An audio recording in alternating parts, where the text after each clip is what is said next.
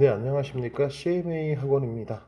오늘은 제가 가장 전화로 간단하게 질문을 하신다고 생각하시고 종종 물어보시는 답변, 그러면서도 참 쉽게 간단하게 답변을 해드리기 힘든 학생부 종합전형 준비하려면 어떻게 해야 되죠? 그러면 저 같은 경우에는 만약에 지인이 그런 질문을 한다 그러면 우선 나 밥부터 사주고 차나 한 잔 마시며 한 길게 서너 시간 얘기합시다. 이런 얘기를 하거든요. 근데 그럴 수밖에 없는 게 너무 간명하게 대답하면 아무런 도움이 되지 않아요.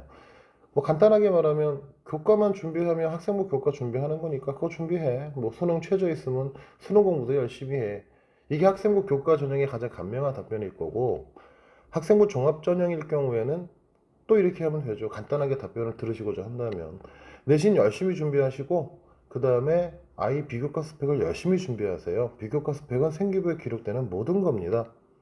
그럼 분명히 명쾌한 답변이긴 한데 중요한 건 이게 학생이나 학부모님한테 아무런 도움이 안 된다는 거죠. 그래, 아는데 어떻게 해야 되냐고요? 라고 했을 때는 굉장히 길고 굉장히 어려운 설명의 과정이 필요하고요. 설명만으로 이해가 안 되는 부분도 굉장히 많습니다. 그렇기 때문에 학생과 학부모님 스스로 학생부 종합전형에 대해서 좀 구체적으로 공부를 하고 어떤 학교의 전형과 어떤 학교의 전형 혹은 어떤 학과의 전형 이 어떻게 다른지에 대해서도 좀 스스로 공부를 하고 요즘에 유튜브로도 상당히 많은 영상들이 올라와 있는 상태고 뭐 다양하게 인터넷으로 블로그나 뭐 어떤 카페나 뭐 정보를 수집할 수 있는 곳은 많으니까 최대한 공부를 하신다고 생각하시면서 이 영상을 추가적으로 더 보시면 좋을 것 같습니다.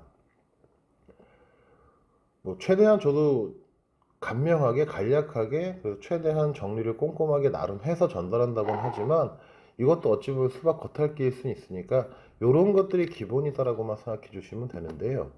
우선 대학 입시 시작을 고1 입학과 동시에 시작된다라고 생각해 주세요.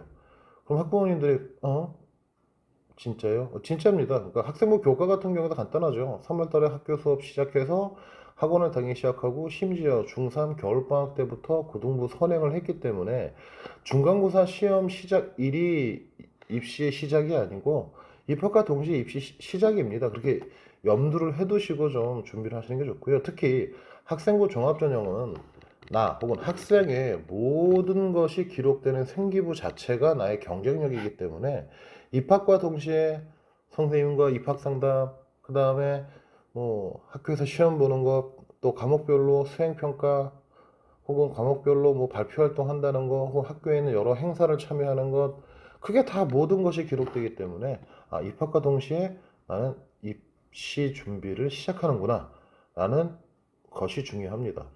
그래서 일반적으로 대학교에서 어떻게 평가하는지에 대해서 인터넷에서 이제 올라와 있는데요. 그 모든 걸 말씀드리면 시간이 너무 어려울 것 같아서 제가 생각할 때 가장 중요한 요소, 대학교에서 이제 상위권 대학교에서 뭐 6개 학교, 7개 학교, 10개 학교들이 연합해가지고 학생부 종합전형 요소에는 뭐가 있고 어떻게 평가하는지를 좀 평균치를 내보자 해서 만든 자료들이 있어요.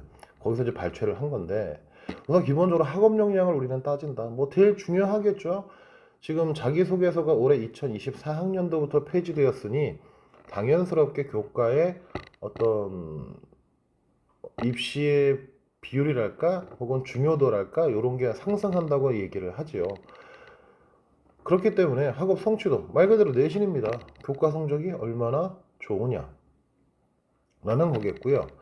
근데 중요한 건 또 여기서 어느 정도 제가 공부가 필요하다고 했는데 나는 인문계열이야. 인문계열이면 국영수가 국영수과사 다 중요한 게 아니라 국영수사가 중요하겠구나. 뭐 요 정도는 개념을 잡고 계셔야 되고 또 하나는 내가 구체적인 진로가 있느냐 없느냐에 따라서 조금 달라질 수 있는데 물론 전제는 모든 교과가 1등급이 나오면 참으로 행복하겠죠. 그거보다 좋은 건 없습니다. 그런데 대부분의 학생들이 그러지 못하다 보니 저 같은 경우에는 편식하는 식으로 공부를 해라 라는 조언들을 하기도 합니다.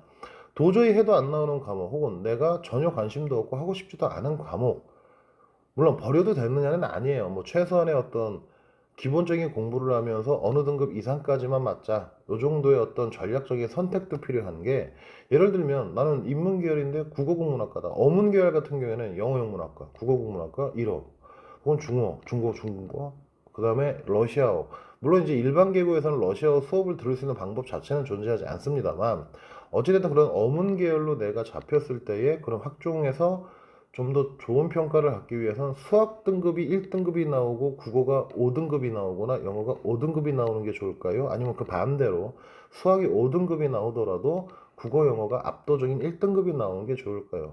이런 부분에서 어느 정도 좀 치우치는 공부는 좀 필요하다는 생각이 듭니다. 중요한 과목이 더 중요하게 느껴지도록.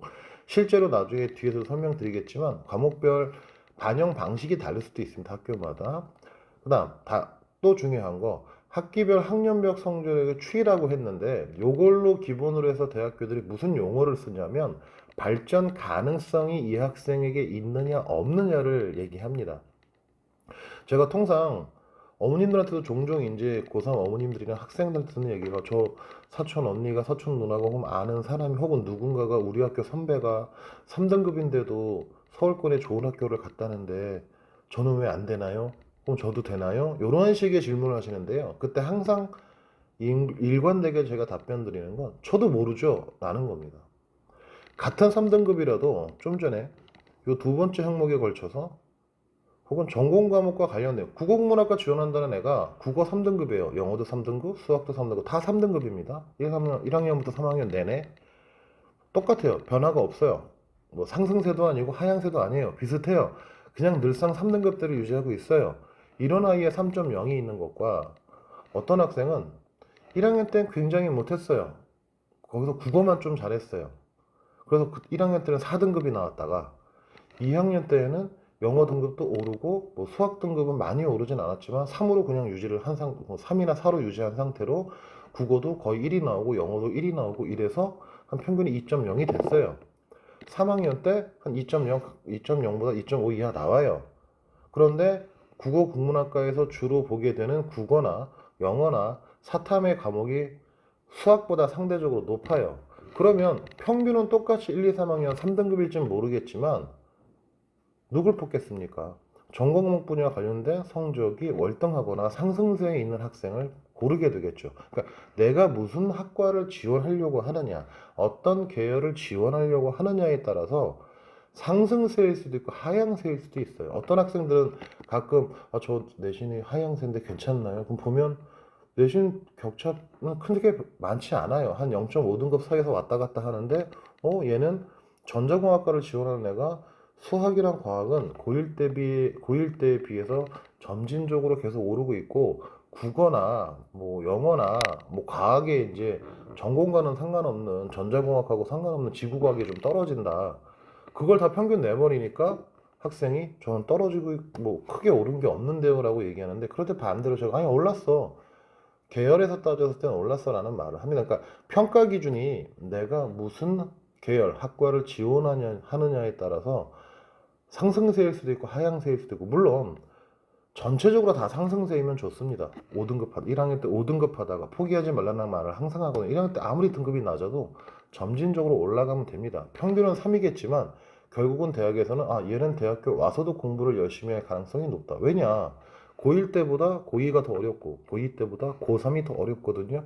어려운데 성적이 상승했다는 건 이 학생은 1학년 때 뭔가 방심했거나 기초가 없어서 조금 부진했던 것 뿐이지 그걸 충분히 상쇄하고 있기 때문에 상승세가 굉장히 중요합니다. 반대로 하향세는 굉장히 위험하게 되겠죠. 그러니까 그런 어떤 교과에 대한 이해를 탑재한 상태로 어떤 과목에 얼마나 비중을 둘까를 고민하시는 게 중요합니다. 그다음 학업 태도나 탐구력에 관련된 내용은 등급으로 나올 수가 없어요. 1등급 한다고 해서 얘가 어마어마하게 탐구력이 높다? 아니죠. 그냥 내신 시험만 잘 봐도 나오는 경우 있으니까. 그럼 이러한 학업 태도나 탐구력은 뭘 보고 알게 되느냐? 성취도는 교과 성적으로 알 수 있습니다. 세부 특기 사항 같은 경우에는 이런 것들을 써 있겠죠. 수업 시간에 뭘 했고 얼마나 열심히 집중을 했으며 어떤 내용을 얘가 수행평가로 수행했고 어떠한 심화 활동으로 연구까지 하거나 보고서를 작성하거나 한 내용들이 들어가겠죠. 그러니까 목표의식을 가지고 자발적으로 학습해서 얘가 올랐느냐를 등급 갖고는 알 수 없잖아요. 세부 특기. 새로운 지식을 획득하기 위해, 새로운 지식이라고 하면 교과에서 배우는 것도 있지만 교과에서 내용들을 좀 더 잘 이해하기 위해서 내가 뭐 고1 때 시 수업을 들었는데 이 시를 더 잘 이해하기 위해서 작가의 어떤 표현론적 관점이나 뭐 아니면 뭐 반영론적 관점을 기반으로 해가지고 어떤 시 작품을 분석해가지고 내가 시를 창작을 할 때 어떻게 어떤 의도를 담거나 어떤 사회적 배경을 담으면 어떠한 식으로 괜찮은 작품이 창작되겠다. 뭐 이런 내용들이 자기가 발표 활동이나 했던 걸로 기록이 되는 거겠죠. 수업에 적극적으로 참여했다라는 건 써진 내용만 보면 압니다, 세특에. 그다음 각종 탐구 활동해라, 지식 강화 혹은 확장해라. 그러니까 교과 외에 되게 어려운 말도 안 되는 걸 하라는 건 아니고요. 교과와 연계된 학교에서 선생님이 시키시는 수행평가나 발표 활동을 좀 심도 있는 것들을 해서 열심히 발표를 하는 게 중요합니다. 또한 열의와 지적과 심도 같은 경우엔 얘가 지금 교과서 내에서만 공부를 하고 있는지 아니면 좀 더 확장해서 나는 드라마 작가가 되고 싶은데 국어를 공부하는 게 이 시나리오 상에서 표현되는 것들과 뭐 영화에서 실제 표현되는 부분이 어떻게 다른지를 조금 더 내가 어떤 학술 자료나 아니면 어떠한 뭐 매거진 자료나 혹은 다양한 영화 관련 잡지 탐독을 통해서 내가 깊이 있는 걸 깨달아가지고 뭘 썼다 하는 것도 중요하겠죠. 근데 이 모든 것들을 내신은 어차피 학기 중에 하는 거지만 세부 특기사항에 들어가는 모든 것들을 열심히 준비하는 게 필요한데 그러다 보니 고1 때부터 이런 것들을 열심히 준비한 학생들은 이 수행평가나 발표 활동이 몰려있는 주간이나 이럴 때는 뭐 새벽같이 공부하는 경우가 많죠. PPT 만드느라고 혹은 발표 자료 만드느라고 제출 자료나 그럴 때 부모님들이 쓸데없는 거하고 일치자라는 말을 하면 안 됩니다. 고등학생이 컴퓨터 붙들고 있다고 해서 쓸데없는 일을 하는 경우도 물론 존재할 수 있겠죠. 게임 같은 거나. 근데 꼭 그렇지만은 않으니까 이해를 좀 부탁드리고 또 하나는 이러한 것들을 미리 준비하려는 생각들이 많이 없어요. 제가 가장 안타깝게 생각하는 게 이 부분이거든요.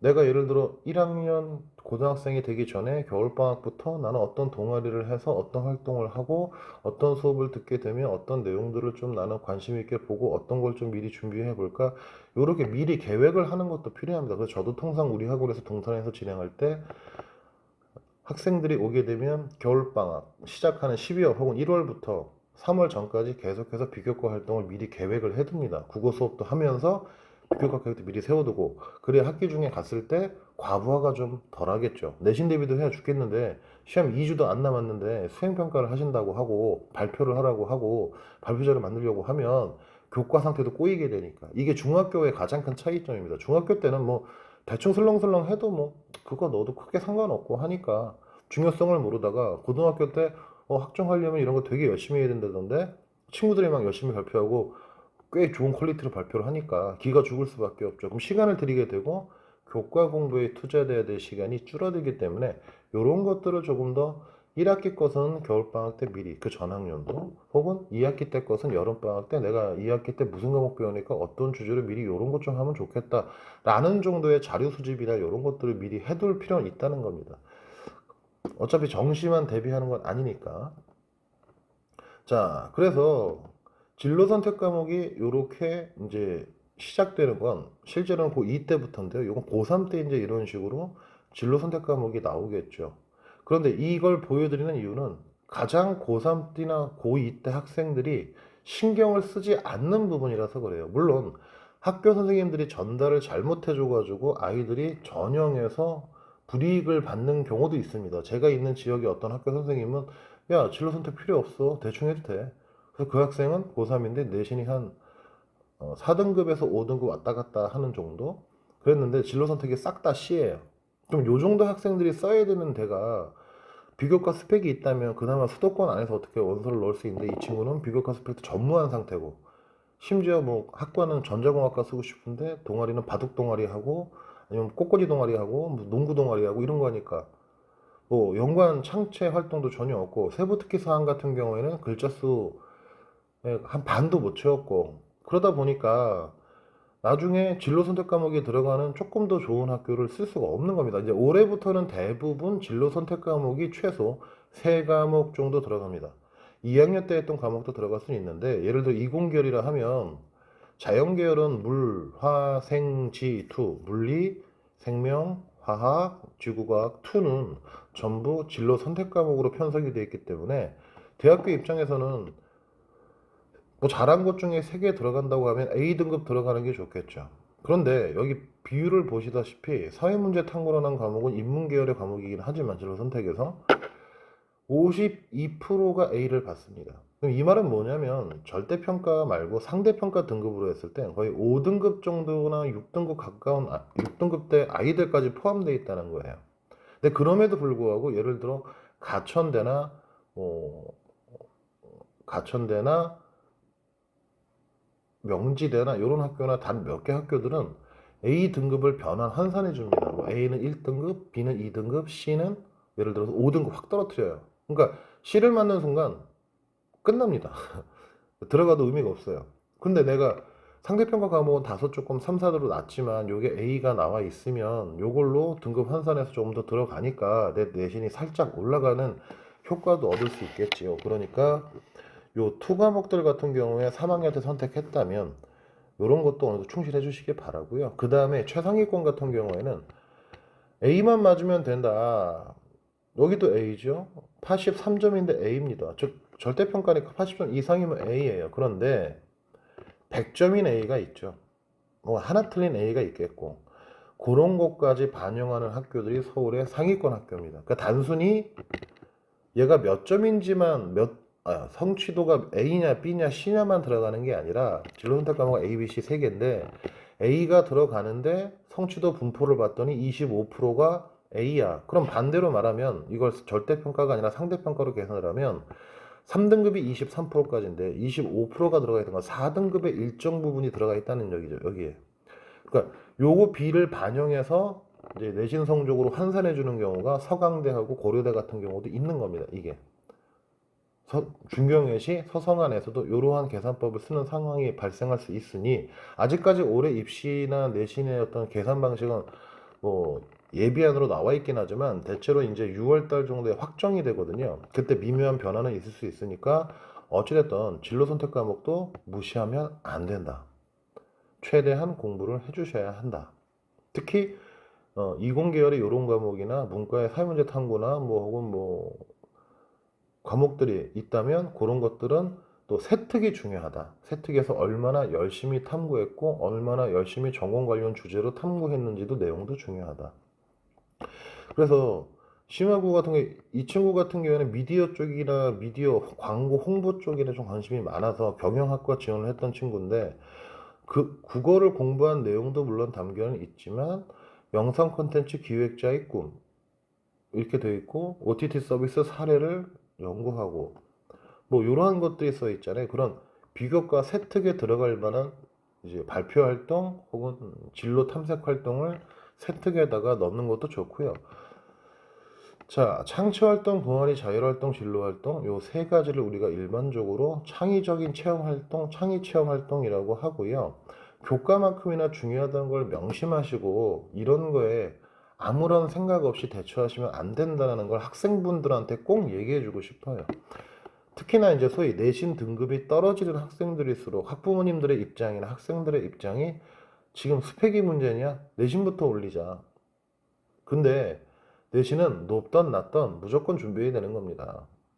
그럼 1등급이라고 고려대 스펙 없이 갑니까? 아니죠. 1등급이라고 스펙 없이 서울대 갑니까? 아니죠. 1등급이라고 중경외시 스펙 없이 무조건 붙습니까? 아닙니다. 그러니까 내신을 준비하는 것만큼 신경을 쓰자. 그럼 일반적으로 우리가 동아리라고 하는 것들은 뭐냐? 말 그대로 내가 탐구하고 싶은 자유롭게 친구들과 함께 모든 활동으로 뭔가 연구하거나 탐색하거나 하는 거잖아요. 뭐 아니면 체험 활동을 할 수도 있는 거고.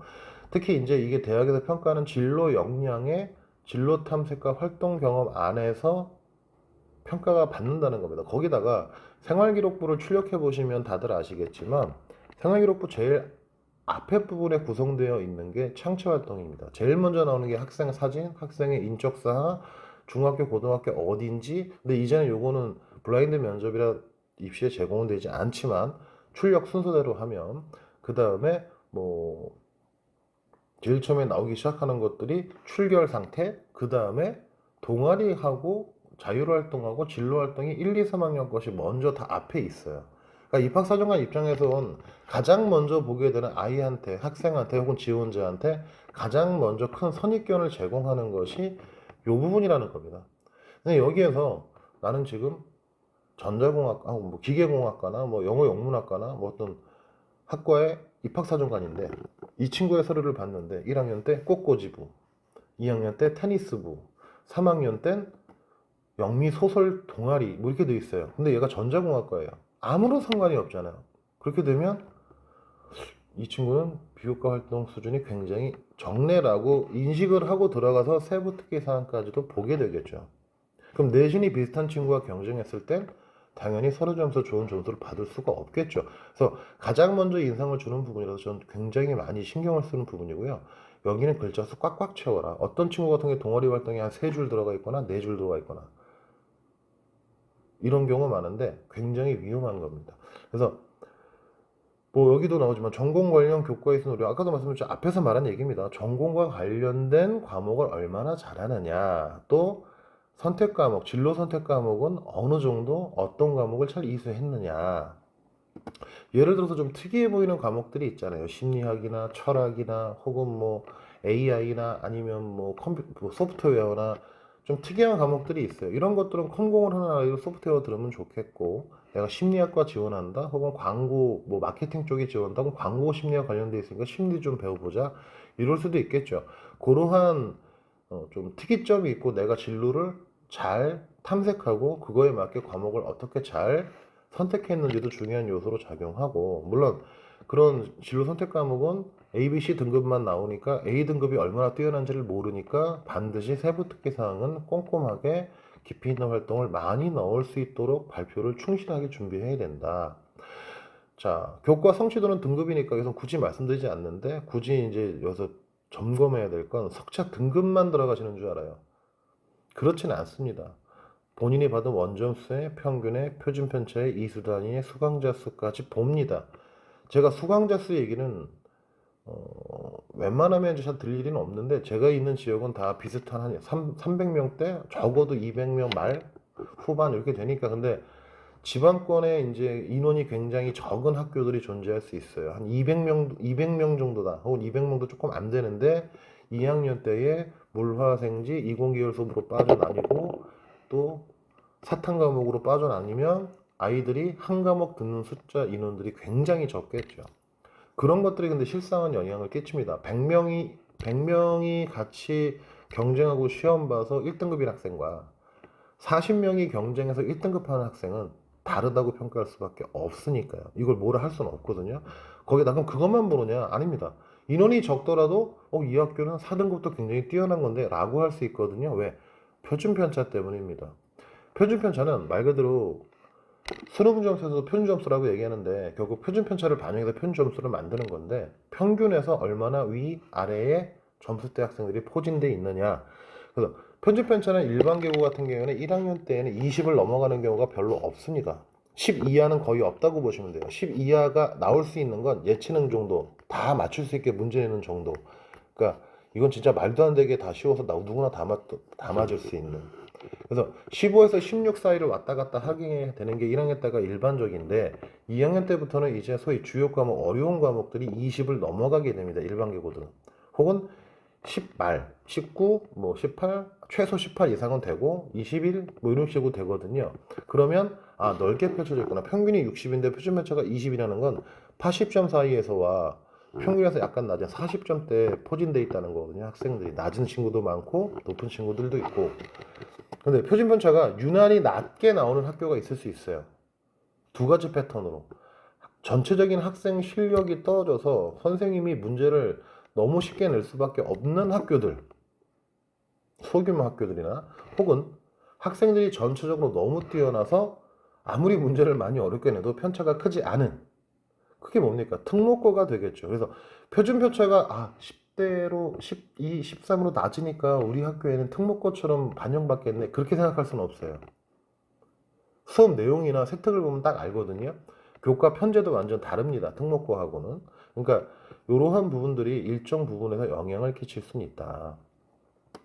그 다음, 물론 요거 얘기하던 것에 잠깐 벗어났는데, 창체 활동, 진로 탐색 활동 경험, 여기서 써 있는 게 자신의 관심 분야, 흥미 관련한 다양한 활동에 참여해 노력한 경험이 있는가?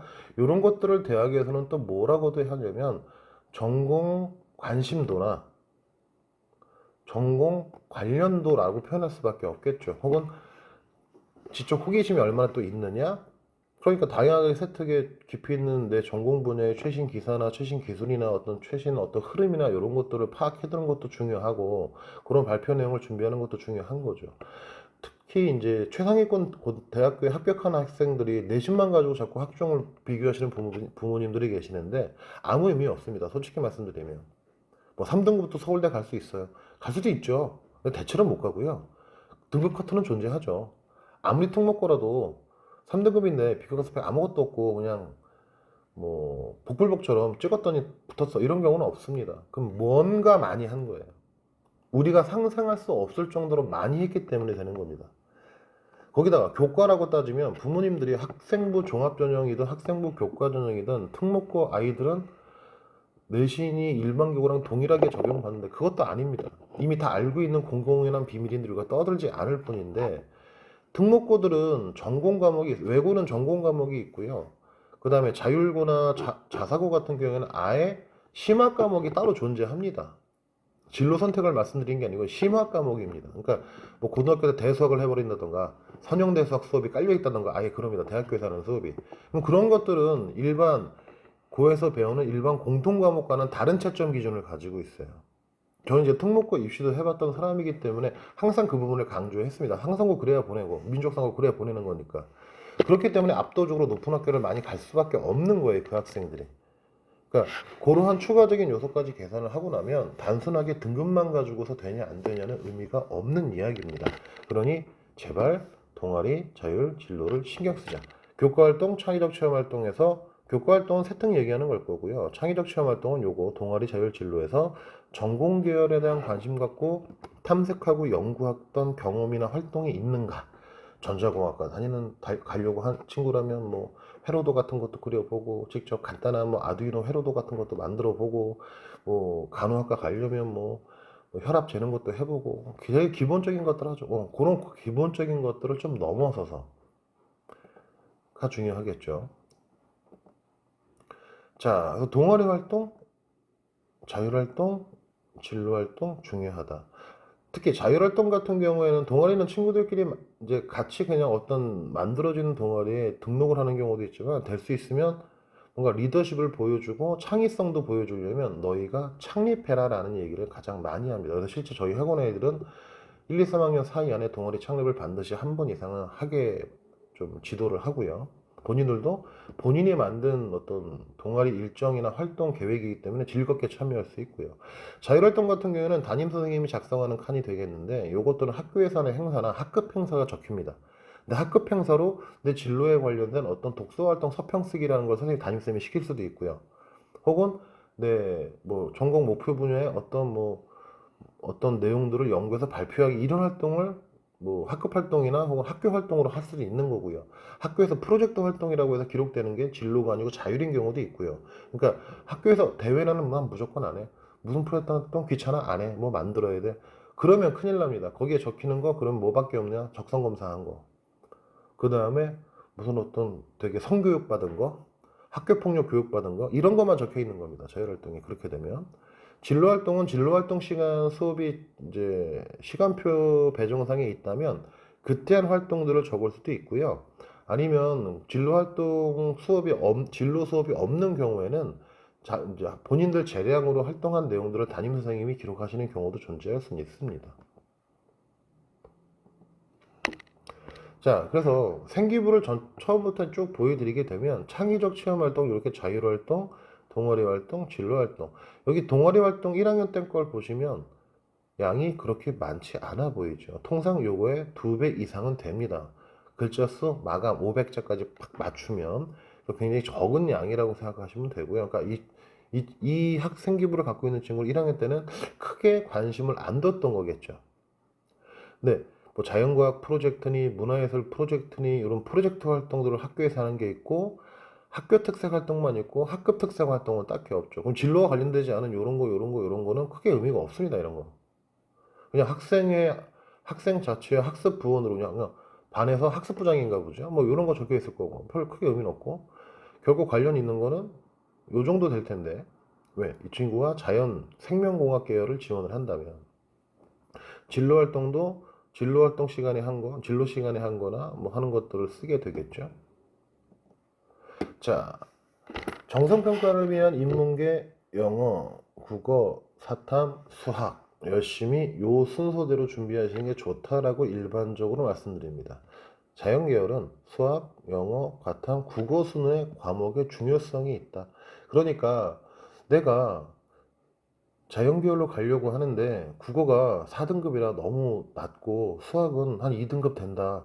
영어는 1등급 된다. 그럼 영어 시간을 좀 빼가지고 국어를 하고 수학 시간을 조금 빼서 국어를 하자, 올리자. 평균 올라봐야 기분만 좋습니다. 간단하게 말하면 학생부 교과로 지원할 게 아니라면 수학하고 영어는 수학은 2등급이 나왔다고 1등급을 나오게 더 열심히 하는 게 좋고요. 영어는 1등급이 나오는 걸 유지할 수 있는 만큼의 공부는 반드시 해야 되고 그럼에도 시간이 남는다라고 하면 차라리 과학 공부를 하라고 추천을 합니다. 국어는 낮아도 돼요. 그런데 이게 낮으면 문제가 생깁니다. 전공 적합성에 맞지 않게 되니까. 물론 꼭 이 순서가 아닐 수도 있는데 이공계열은 대체로 이 순서가 되겠고요. 인문계열은 국어와 영어가 앞뒤가 바뀌는 경우가 있긴 합니다. 뭐 국어 국문학과, 문예창작학과, 뭐 그 다음에 뭐 미디어학과 관련해서는 영어보단 국어가 잘 돼야 될 필요가 있으니까. 근데 순서적으로는 거의 비등하다. 근데 국어 국문학과 간다고 해서 수학을 못해도 되느냐? 그건 아니지만 이런 것들이 1등급이 나오고 얘가 한 3등급이 나온다. 그래도 큰 걱정을 할 수준은 아니란 얘기입니다. 단 수학이 근데 끝이 아닌 인문계가 있습니다. 그게 경상계열입니다. 경영학과, 경제학과, 무역학과 이런 쪽이나 되는 곳은 수학이 메인이기 때문에 수학이 자연계처럼 앞에 남아 있어야 돼요. 그래서 수학, 영어, 국어, 수능이라고 생각하시면 됩니다. 근데 여기 나온 정성평가라는 게 무엇이냐? 학생부 종합전형은 내신을 상출하는 특별한 방법이 존재하지 않습니다. 그러니까 대학교 입학처 홈페이지에서 각 대학의 입시 전형, 수시 전형을 아무리 찾아봐도 학생부 종합전형은 내신을 어떻게 계산하는지 기재되어 있지 않습니다. 그게 정성평가입니다. 학생의 어떤 생기부 안에 기재된 내신을 평가할 때 우리는 절대적인 용량 계산으로 평균 딱 들여서 하는 게 아니라 우리가 중요하게 생각하는 과목을 얘가 얼마나 잘 성취했는지만 보겠다라는 의미로 생각하시면 됩니다. 단 학생부 교과는 정성평가가 아니고 여기 지금 뭐 교과가 있지만 정량평가라고 합니다. 지금 이건 중앙대학교 2023학년도 작년 걸 이제 기준으로 해서 설명드리는 건데 정량평가 같은 경우에는 n분의 1입니다. 지금 보면 반영 교과의 전 과목의 석차 등급 및 이수단위 반영해서 계산한다는 겁니다. 교과는 그냥 평균 내는 겁니다. 간단하게 말하면 단 이수단위 국어는 뭐 4교시, 뭐 수학은 5교시, 뭐 사탐은 2교시 그거 계산해서 반영한다는 거죠. 학년별 1학년, 2학년, 3학년의 비중이 있는 경우도 있고요. 없는 경우도 있는데 지금 중앙대 같은 경우에는 학년 교과별 가중치는 없다라고 돼 있으니까 그냥 잘한 거 그냥 계산해서 높은 거 이렇게 되는 겁니다. 물론 모든 학교가 그렇지는 않습니다. 학년별 혹은 교과별 가중치가 있는 경우도 있습니다. 지역균형이라는 학생부 교과에서만 이렇게 반영한다는 거고요. 진로 선택 과목 그 예전에는 없었기도 했지만 이제 들어가죠. 반영교과 전 과목의 성취도 환산 점수를 반영한다. 즉 반영교과가 지금 수학 관련 공부에서 뭐 고급 뭐 심화 국어 뭐 이런 거가 진로 선택일 수 있거든요. 그런 것도 포함된다. 수학이면 뭐 경제 수학 뭐 이런 거 있을 수 있죠. 그다음 뭐 영어 같은 경우에는 뭐 영미 문화의 이해 이런 수업이 들어갈 수도 있고요. 등급 환산으로. 그러니까 이런 것들 하여튼 주요 교과목과 관련된 과목의 스타일의 진로 선택 과목이라면 A 무조건 나와줘야 합니다. 그리고 이쪽에서 나름대로 알아서 환산 점수로 계산한다는 거죠. 등급이 아니고. 그러다 보니까 100점에 가까운 A를 맞는 게 환산 점수도 높아지게 되는 겁니다. 교과일 때는. 근데 정성평가를 하는 학종은 없는데 뭐 이걸 굳이 신경을 쓰냐라고 한다면 항상 저도 애들 입시 지도할 때 선생님 이 학교 커트가 이건데 어떻게 계산해요? 학종은 계산법 없잖아요. 그냥 그 학교 해당 교과로 계산해. 어차피 입학사정관도 그거로밖에 계산 못해. 그러니까 그게 일반적이라고 생각하시면 됩니다. 단 교과는 1차 서류 때 100%로 이걸 뽑는다고 한다면 학생부 종합전형은 다양한 서류 점수 중에서 교과 점수를 그런 식으로 계산하실 거다 하는 거죠. 자, 주요 과목.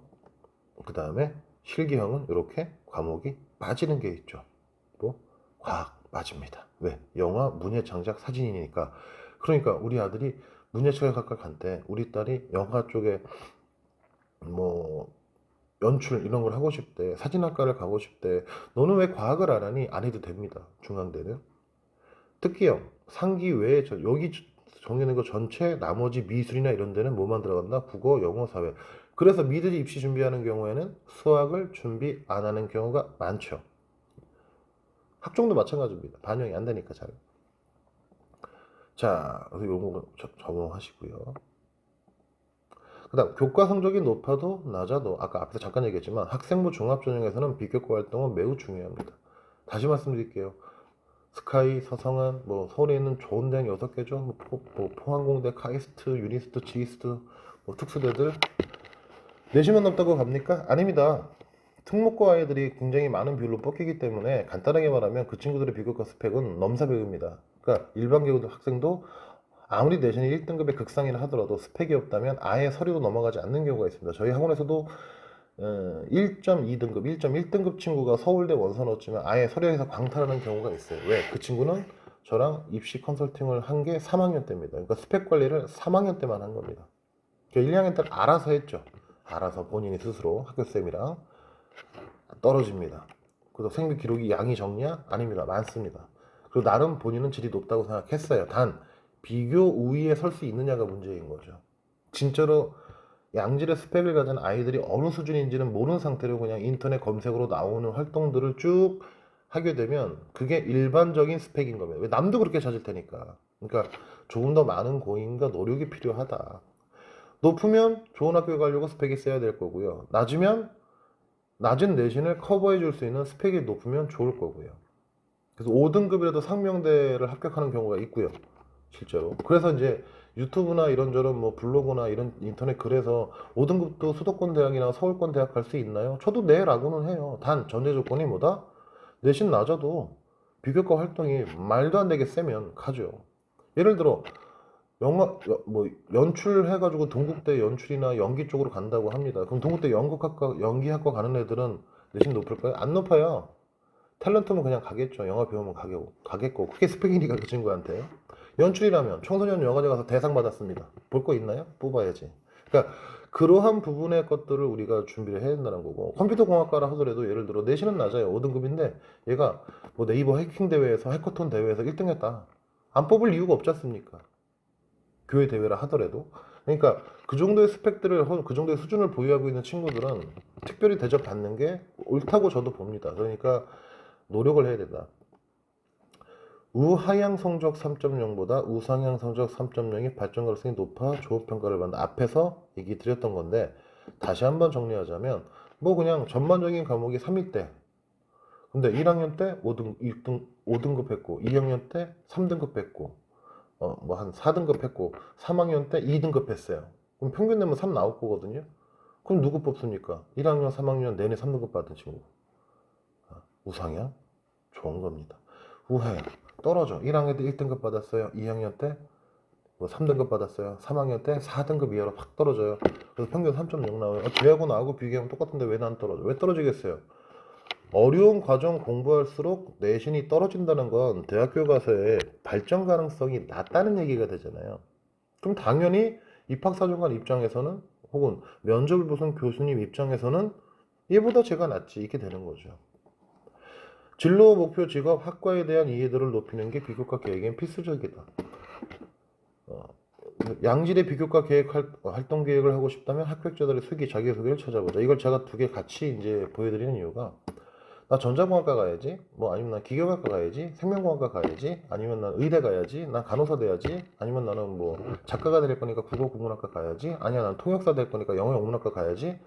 근데 통역사가 어떻게 되는지, 수의사는 어떻게 되는지, 전자공학자는 전자공학자라는 것만 뭉뚱그려 갖고 다 하는 건지, 전자공학 가면 다 전자공학만 하는 건지, 전자공학을 한다는 건 또 무슨 의미가 있는 건지 구체적으로 전자공학 하겠다긴 하는데 저는 훌륭한 전자공학자가 되겠습니다 라는 얘기는 전자공학자가 저는 뭐 하는 건지 몰라요 라는 말이 똑같거든요. 기계공학자도 마찬가지예요. 생명공학자도 마찬가지예요. 생명공학과 갔어요. 내가 가서 생명공학 다양한 전공 세부 분야에서 나뉘어져서 내가 이걸 해가지고 나는 백신 개발을 하는 이런 업체에 들어가서 요런 제2의 코로나, 차세대 코로나, 제2의 뭐 제3의 감염병을 예방할 수 있는 예방 백신이나 뭐 진단 키트를 개발하는 게 신속 항원 검사 세트를 개발하는 게 내 꿈이에요. 뭐 이런 식이 돼야 될 거지 구체적으로. 근데 이 학과에 대한 이해도 전혀 없어요. 이 학과에서 뭐 배우는지도 몰라요. 경영학과에서 뭐 배우는지도 모르고 경영학과 스펙을 만듭니다. 이게 말이 되냐고요. 그러니까 그러한 부분을 알아야 돼요. 그래야지만 대학교 1학년 때는 저 정도는 하는구나. SWOT 이게 뭐지? 뭐의 약자지? 마케팅 용어거든요. 근데 그 인터넷 치면 다 나와요. 고등학생들 요즘 웬만하면 다 합니다. 나는 몰라. 경영학과 쓰는데. 그러니까 양질의 스펙을 못 만들죠. 양질의 비교 활동하고 싶으면요. 유튜브에도 굉장히 많습니다. 대학교 선배들이 나는 뭐 무슨 과에 왔는데 무슨 과에서는 뭘 배우나요? 뭐 직업을 어떤 걸 갖나요? 그래서 어떤 과목이 좋고 어떤 분야가 좋나요? 이런 거 다 나오거든요. 제발 그런 것들을 몇 개 이상은 좀 보고 정리를 해라.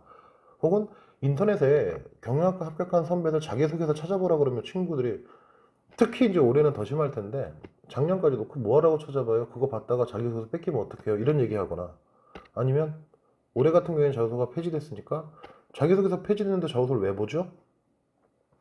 이 말을 하거든요. 자기소개서에는요, 그 합격한 학생의 고등학교 기간 동안 어떤 노력을 해서 어떻게 어떤 내용을 학습했는지가 다 담겨 있습니다. 즉, 저 선배의 스펙은 어떤 거고, 저 선배의 활동 수준은 저런 거니까, 나도 저 정도 수준이나 저런 비슷한 어떤 걸 해봐야 되겠다라는 소스를 얻기가 좋은데, 그걸 안 읽어봐요. 하나도 안 읽어본 상태로 고1 때부터 계속 어떤 걸 해야 데뷔 잘하지? 이런 생각만 해요. 그 무슨 의미가 있습니까? 인터넷에 널려 있는데. 찾아보시고, 정리하시고, 요약하세요. 그래서 그 사람들이 어떻게 되어가는지 분석을 하시면 됩니다. 언제? 시간 널널한 방학 때. 그러면 훨씬 더 좋아집니다. 대학교 홈페이지 들어가서 경영학과든 국어국문학과든 실제 그 대학교 들어가면 무슨 과목 배우는지, 어떤 자격증 과정이 있는지, 이런 자격증을 따기 위해서는 국가고시인 건지, 사단법인 시험을 봐야 되는 건지, 그런 것도 좀 알고, 졸업했을 때 어떤 분야에 가서 어떤 일을 하는지, 그래야지만 어떤 활동, 어떤 직업에서 어떤 활동을 하니까 난 요런 주제로 한번 기사 나온 거 있으니까 분석해봐야지. 요런 걸 할 수가 있는 거죠. 그래서 제가 보여드리는 건 내신 낮은 3.3 숭실대 전자공학과 학부. 자, 그럼 물리학에 대해 공부하면서 전자기학 공부하다가 트랜지스터 증폭과정 스위칭 원리에 대해 발표한 후에 반도체 호기심이 생겼고 반도체 8대 공정 공부하고 대학 교수님 강의도 뭐 인터넷에서 수강하고 그 다음에 뭐 어쩌고 해가지고 뭐 활동도 하고 전파 간섭 방해 뭐 하기 위한 학술 자료 과학 기사도 많이 찾아보고 아두이노 보드로 모두 하고 했잖아요. 나는 안 했네. 그럼 해야죠. 여기 있는 걸. 이게 저희 학원에도 그래서 블로그가 있고요. 동탄 CMA 학원이나 그냥 CMA 학원 이렇게 치시면 거기에 제가 연도별로 합격한 아이들 자기소개서를 다 올려놨는데 이런 것들이 클릭 조회수가 생각보다 많이 안 나오더라고요. 그러니까 그러한 것들을 좀 보시면서 과거에 합격한 사람이 나랑 뭔 상관이야가 아니라 아주 밀접하게 상관이 있죠. 이 정도 스펙 이상은 돼야 내가 내신이 이거보다 낮아도 붙겠죠. 혹은 내가 2등급이라도 이 정도 스펙 있는 애랑 나랑 비교해서 내가 위에 있나? 라고 반성을 해볼 수 있겠죠. 그러니까 이러한 부분들이 학생부 종합전형에서는 미리 알고 준비하느냐, 전혀 모르고 알지도 못한 상태에서 그냥 아무거나 준비하느냐의 차이가 되는 겁니다. 자, 그래서 이번 영상은 마치고요. 다음 영상에는 교과 성적에 관련된 내용을 제가 전달해 보도록 하겠습니다. 감사합니다.